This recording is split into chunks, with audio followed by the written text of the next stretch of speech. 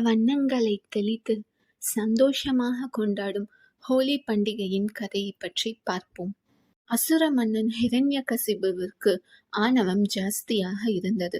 அவருடைய மகன் பிரகலாதனோ விஷ்ணு பகவானோட பக்தராக இருந்தாரு.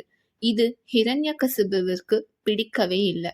அவங்க சொல்லி பார்த்தாங்க விஷ்ணுவை வணங்கக்கூடாது அப்படின்னு.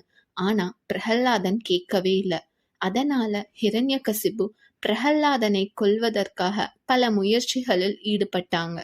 ஆனா எல்லா தடவையும் பிரகலாதனுக்கு ஒண்ணுமே ஆகல. ஏன்னா பகவான் விஷ்ணுவே வந்து பிரகலாதனை ஒவ்வொரு தடவையும் காப்பாத்திக்கிட்டே இருந்தாங்க. இதனால ஹிரண்யகசிபுவிற்கு மிகவும் கோபம் வந்து அவருடைய தங்கையான ஹோலிகாவை அழைக்கிறாங்க. ஹோலிகாவிடம் வினோதமான அற்புதமான ஒரு மாய போர்வை ஒன்று இருந்தது. அந்த போர்வை எப்படின்னா, எவ்வளவு தீ இருந்தாலும் சரி அந்த போர்வையை போத்திக் கொண்டு அந்த தீயில் இறங்கினாலும் அவங்களுக்கு ஒன்றுமே ஆகாது. அப்பேற்பட்ட போர்வையை வரமாக பெற்றவர் தான் அந்த ஹோலிகா. பிரகலாதனை கொல்வதற்காக ஹிரண்யகசிபு ஹோலிகாவிடம் பிரகலாதனை கொடுத்துட்டு, நீ தீ மூட்டி பிரகலாதனை எரித்து விடு உன்னோட சேர்த்து.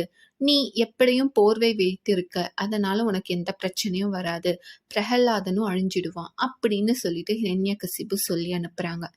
அவங்களுடைய அண்ணன் சொன்னனால ஹோலிகாவும் அப்படியே செய்யலான்னு போறாங்க.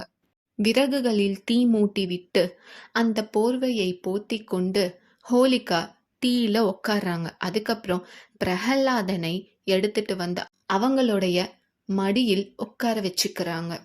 அப்பொழுதும் பிரகலாதன் பயப்படவே இல்லை. அவங்க நாராயண மந்திரத்தை சொல்லி மகாவிஷ்ணுவை வணங்கி கொண்டு இருந்தாங்க. அதனால மகாவிஷ்ணுவுடைய சக்தி அங்க வந்தது. ஹோலிகாவிடம் இருந்த அந்த போர்வை அப்படியே பிரகலாதனை மூடிக்கொண்டது. அதனால சுட்டெரியும் அந்த நெருப்பில் ஹோலிகா எரிந்து போனாங்க.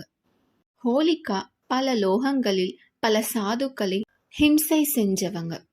அதனால ஹோலிகா அழிந்ததும் எல்லாரும் சந்தோஷமாக வண்ணங்களை பூசிக்கொண்டு கொண்டாட ஆரம்பிச்சாங்க அந்த நாளை. அந்த நாள் தான் ஹோலி பண்டிகை. தீய சக்தியிடம் இருந்து பகவான் காப்பாற்றிய நாள் அது. அதனால எல்லாரும் சந்தோஷமாக ஹோலி பண்டிகையை கொண்டாடி பகவானை வணங்குவோம். நன்றி, வணக்கம்.